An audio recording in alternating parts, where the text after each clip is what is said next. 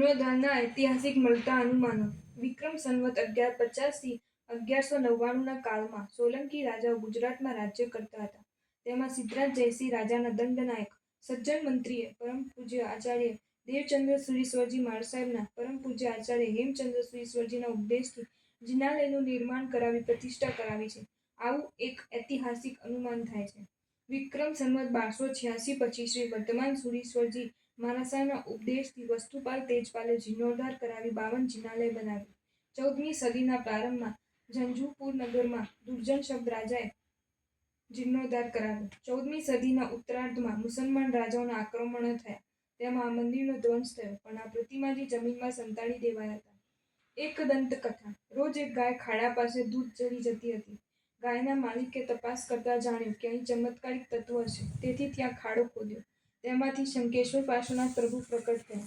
ત્યારબાદ પરમ પૂજ્ય આચાર્ય સેન સુરીશ્વરજી મહારાજને સમાચાર મળતા તેમના ઉપદેશથી જીન મંદિરનું નિર્માણ કાર્ય શરૂ થયું. 52 જિનાલય તૈયાર થવાની વિજયસેન સુરીશ્વરજી મહારાજના શુભ હસ્તે પ્રતિષ્ઠા થઈ. ફરીથી મુંજપુર લૂંટીને પાછા વળતા મુસ્લિમ સુબાના સૈનિકોએ મંદિર ધ્વસ્ત કર્યું, પણ અગમચેતી વાપરી પ્રભુ પ્રતિમાને સુરક્ષિત સ્થાને પધરાવી દીધી. જીન મંદિરના ખંડિયારો મુખ્ય દરવાજાની જમણી બાજુમાં હમણાં પણ છે. ચોકીદારને કહીએ તો યાત્રિકોને બતાવે છે.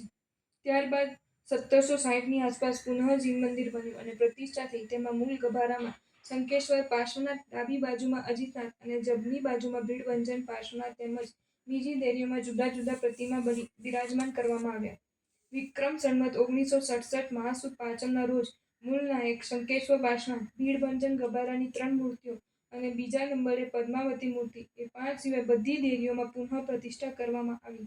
ત્યારથી મહાસુદ પાંચમના રોજે વર્ષગાંઠ તરીકે તમામ ગભારાઓ ઉપર ધ્વજા ચડાવવામાં આવે છે. આપના પુણ્યોદયથી આપણને મહાપ્રભાવિક શંખેશ્વર પાર્શ્વનાથ મળી ગયા છે. પાર્શ્વ પ્રભુએ હવે પછી કહેવામાં આવનાર પોતાના 10 અપૂર્વ ભવ દરમિયાન 6 ભવોમાં હરુભતી, હાથી, કિરણવેગ, વજ્રના, સુવનભાવ, પાર્શ્વકુમાર ભવમાં ભયંકર ઉપદ્રવ કરનાર કમઠ પ્રત્યે એક ભવમાં પણ દ્વેષ ન કર્યો. અરે ભયંકર અપકાર કરનારને પણ 10મા ભવમાં સમ્યક દર્શન આપીને મહાન સુખી કરી દીધો. કહેવાય છે કે હિંસકા અપી ઉપકૃતા એટલે કે ભયંકર ત્રાસ આપનાર કમઠ ઉપર પણ ઉપકાર કર્યો છે. આ પરમાત્માની અનોખી ખૂબી છે. અરે છેલ્લા ભવમાં મેઘમાલી દેવ બનેલા કમઠે નાસિકા સુધી પાણી વરસાવ્યું અને ધનેન્દ્રએ પ્રભુને ઉંચકીને પ્રભુ ભક્તિ કરી છે. છતાં પ્રભુએ ધનેન્દ્ર પર રાગ કે કમઠ પ્રત્યે દ્વેષ ન હતો કર્યો. આવો અનુપમ સમતાભાવ રાખ્યો છે. આવા પાર્શ્વ પ્રભુની આરાધના આપણા જેવા જીવોને જરૂર આ ભવમાં અને પરભવમાં સમાધિ, શાંતિ અને મોક્ષ આપશે. એવો પ્રભુનો સર્વોત્કૃષ્ટ પ્રભાવ અને ચમત્કાર છે. તેથી ભવરોગ ચાલ્યો જશે. એટલું જ નહીં, શંખેશ્વર પાર્શ્વ પ્રભુની આરાધનાથી જબરદસ્ત કર્મ નિર્જરા અને પુણ્યનું બંધી પુણ્ય બંધાય છે. જોકે પોતે રાગી દ્વેષી દેવની જેમ ચમત્કાર સર્જતા નથી, પરંતુ તે જીવોની આરાધનાના તેવા પુણ્યથી તેમના અધિષ્ઠાયકો અનેક દ્રવ્ય ચમત્કારો પણ સર્જે છે. જેમ ચિંતામણી રત્ન પોતે અચેતન હોવાથી તેના અધિષ્ઠાયક દેવોથી સર્જાતા ચમત્કારો ચિંતામણી રત્નના જ કહેવાય છે, તેમ મુખ્ય રૂપે તેમાં પાર્શ્વ પરમાત્માની શુદ્ધ ભાવે કરેલી આરાધના હોવાથી તે પાર્શ્વ પ્રભુના જ કહેવાય છે.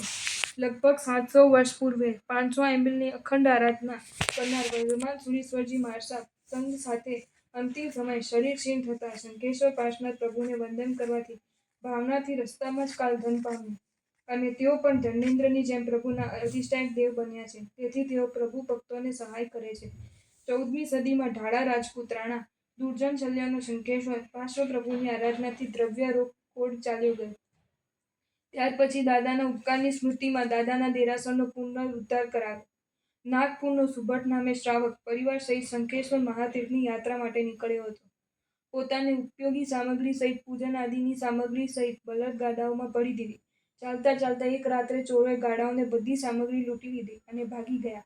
સુભટ શ્રાવક ગમે તેમ કરી ગુજરાન ચલાવતા શંખેશ્વર તીર્થે પહોંચ્યા. શંખેશ્વર દાદાની સ્તુતિ બોલતા બોલતા તેમાં લીન બની ગયો. એટલામાં તેમના પુત્ર આવીને સમાચાર આપ્યા કે આપણી બધી સામગ્રી ગાડામાં આવી ગઈ છે.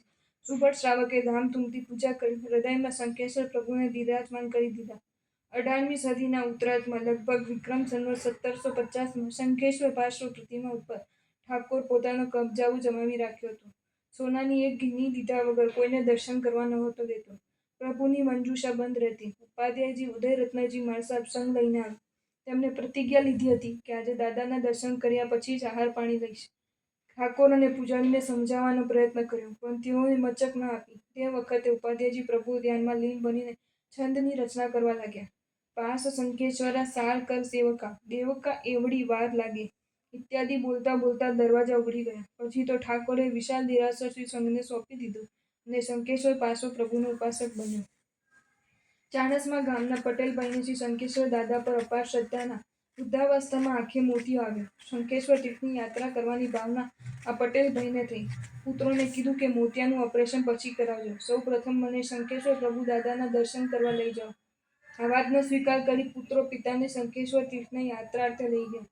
શંકેશ્વર દાદા આગળ પિતાને ઊભા રાખી પુત્રોએ કહી દીધું કે તમારી સામે દાદા છે, હાથ જોડો.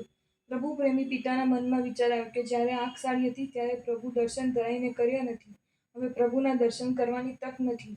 આ વિચારે દુઃખી થઈ આંખોથી અશ્રુધારા વહી નીકળે. તે અશ્રુધારા વાટે અનેક જન્મોના પાપો સાથે મોતિયો પણ રૂમાલમાં આવી ગયો. જન્મે અજય નહોતા, છતાં કેવી દાદા પર શ્રદ્ધા અને કેવો દાદાનો પ્રભાવ! અપાર્શ્વ પ્રભુના પ્રતાપે કોઈના આંખના મોતિયા ચાલી ગયા, તો કોઈના ભયંકર સંકટો શાંત પડી ગયા, તો કોઈકના સંકટ સમાપ્ત થઈ ગયા. માર્ગ ભૂલેલા કેટલાકને ઘોડેસવાર ભૂમિયા બનીને સહાય કરી છે. કેટલાક આત્માઓ અપાર્શ્વ પ્રભુની અઠ્ઠમ આરાધનાથી ચરિત્ર પામી ગયા છે, તો કેટલાક દેશવીરતી પામી ગયા છે, તો કેટલાક સમ્યક દર્શન પામી ગયા છે. એવા અઢળક દાખલાઓ છે. આ તીર્થમાં દર વર્ષે યાત્રિકો આવી અઠ્ઠમ તપ, ધ્યાન, પૂજા આદિ કરી ઉત્તમ આરાધના કરે છે. આવા શંકેશ્વર દાદાની આરાધનાથી આપણે પણ પરંપરાએ મોક્ષ પામીએ. જો તમને આ વિડીયો ગમ્યો હોય તો આ વિડીયોને લાઇક કરો અને શેર કરો, અને આવા જ નવા વિડીયો જોવા માટે જૈન ફેક્ટ્સ એન્ડ સ્ટોરીઝની ચેનલને સબસ્ક્રાઈબ કરો. ધન્યવાદ.